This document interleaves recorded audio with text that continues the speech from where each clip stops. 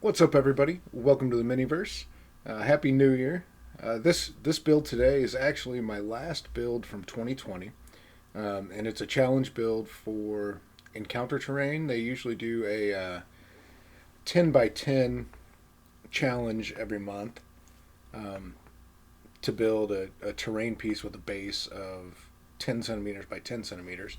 Well, for December of 2020, they went ahead and made it a 20 by 20, so 20 centimeters by 20 centimeters. And they usually have a theme, and this theme is Honor and Glory. And since it's for the year 2020, we had to incorporate a mask in there somehow, a face mask in there somehow. So anyway, I had an old respirator that I thought I'd use, and to go with the Honor and Glory theme, I honestly really wanted to make some Warhammer 40k terrain for my Chaos Marines. So I decided to make a fortified mining complex that had been the forces of chaos had occupied and corrupted. Anyway, I'm gonna quit running my mouth and let's just get after it.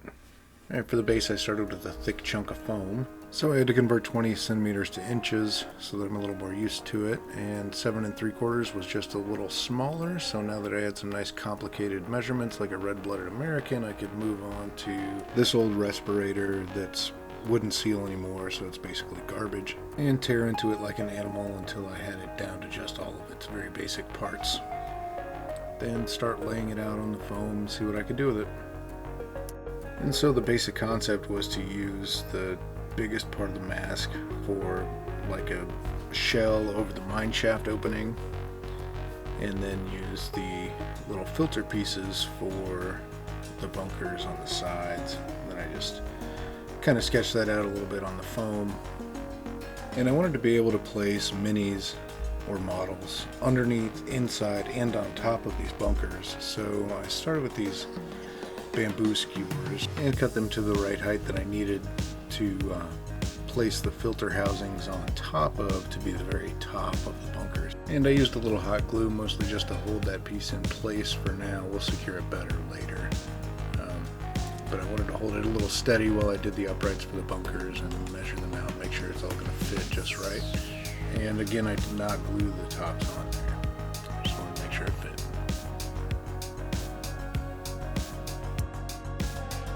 Then I got some foam core out to make the sides for the bunkers and the bottom. Just cut it out. I think I went 2.5 inches for the height of the bunker walls, which was a little much. I probably could have gone away with 2 inches.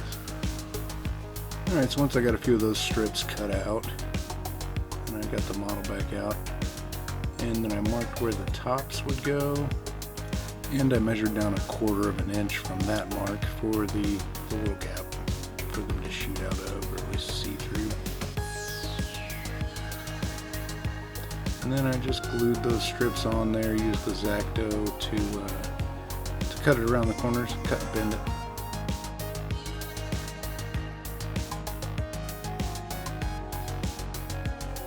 And then I just did a little cleanup on each edge there. And I just did the same thing for the other side, and then this is what it's looking like now.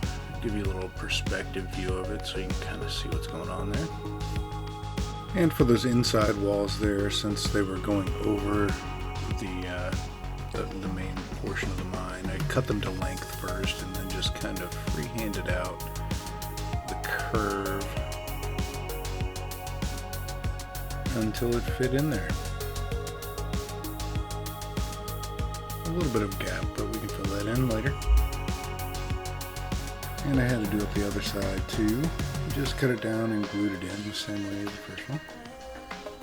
And then I cut the floors out, and that was a little more challenging. I had to notch the edges of it to go around the uprights there, and also freehand another little circle for it to go around the base. And I really wanted to stabilize those to make sure that they were playable, so you could drop models or minis in there. So I took some toothpicks and just shoved them through the sides and into the floor there to make sure that they were a little more stable, a little more durable for play. And I really like the way that they stick out there. This is really going to fit into the chaos theme overall. And a little hot sticky to get it in there, spread around with a toothpick, kind of fill those gaps in. And now that I have my large basic structures down, I got my little wire cutter out to contour the shape of it so that it fits better on top of a battle mat or a game board. Just made a big old mess of styrofoam there, trying to get it to where it'll sit flush on whatever it is it's going to sit on. And here's a little update of what it's looking like now. It's a little rough, but we're going to use some Sculpt-A-Mold and make it look a lot better. And after this, I realized I didn't really have enough room underneath the bunkers to place minis, so I got the heat gun out to kind of melt it down a little bit and give me just a little bit more space for my little Space Marines to fit under there. And then I used it just generally all around the whole thing to kind of smooth it out a little bit, make it a little bit more natural. And with using the heat gun on styrofoam, and it can get away from me really quick. So there's a couple spots I went a little too far, but I think in the end, I think it worked out pretty good. Because I can always fill those in with that Sculpt-A-Mold.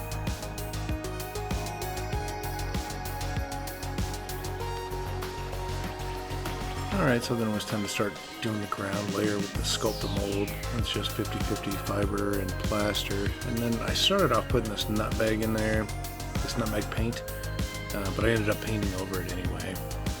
So it wasn't necessarily a bad idea, it just didn't really work for this build. And then a little water and mix it up until it started looking like a brown and gross tuna salad. And I just used my fingers and spread it around, molded it out. I was really going for a kind of a mountainous, muddy, rocky terrain, so some of it I smoothed kind of flat to look like mud, like especially the little roadway coming up to it, and then some of it I intentionally kind of bundled up and made look a little more like rocky outcroppings.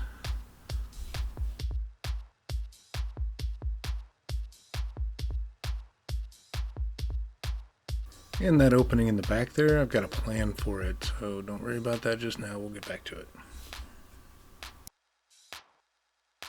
So once that was done, the next thing I needed to do was add some spikes. So I got my toothpicks out and cut off a whole bunch of the ends of them, made a whole bunch of spikes.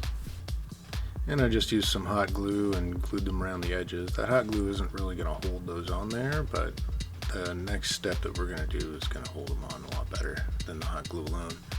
And I don't really care that they're kind of drooping and not all facing the same way or anything. It's chaos, right?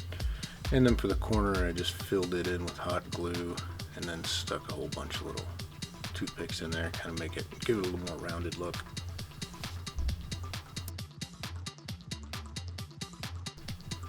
Alright, so that's after I got them all done around the bunkers there. I ended up adding some to the mine shaft itself later on.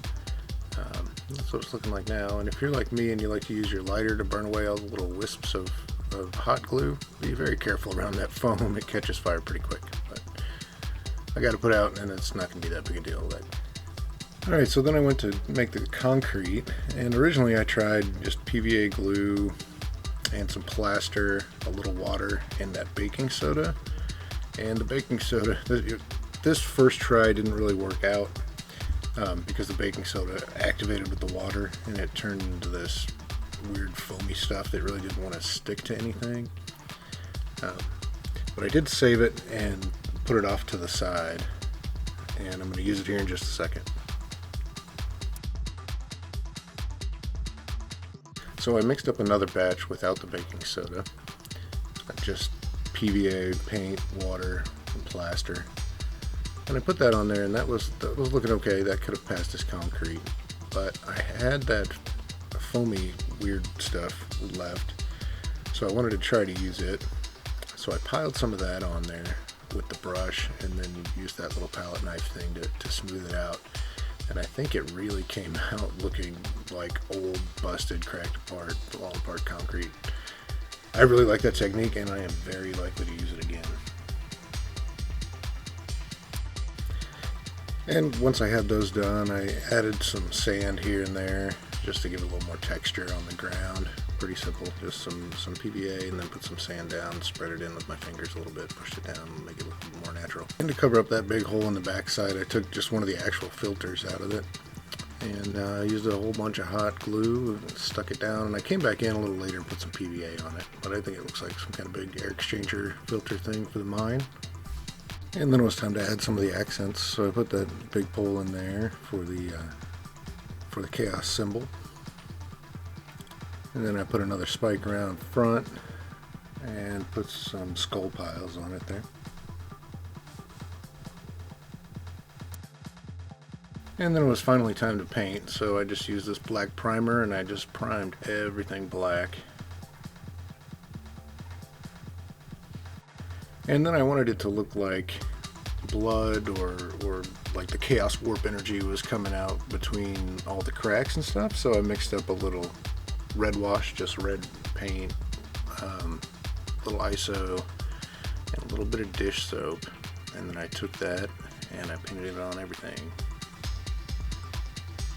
And it didn't come out looking fantastic quite how I wanted it to, but it still looks pretty cool, and I'm happy that I did it.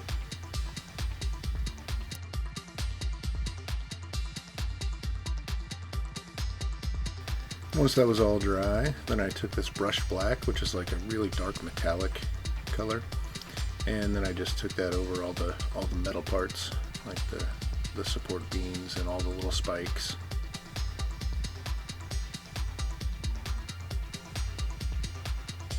And then I got the rough iron out, and then I just stippled and dry brushed that on all those metal pieces here and there, just to give it some rust effects. And then I got the brown out to do the base, and I just painted all that up. I tried to keep it out of the cracks because I wanted that red to stay there and show through, so it was kind of a heavy overbrush, I guess you'd call it.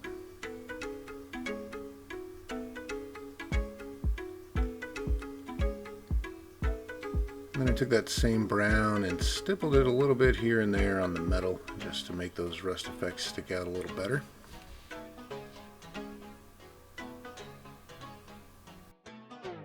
And I got the neutral gray out, and the bunkers got pretty much the same treatment the ground got, just heavy overbrushing with gray.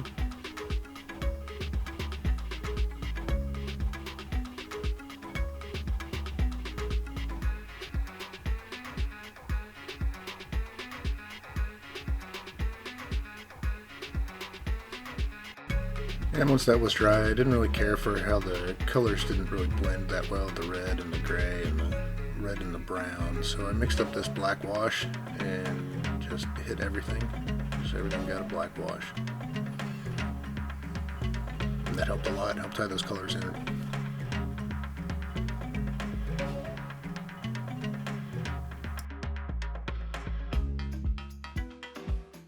And I was kind of running out of time, so I didn't get footage of. All I did was like dry brush some brown back on the base and dry brush some gray back on the concrete, painted up the skulls, and then I added a couple of chains.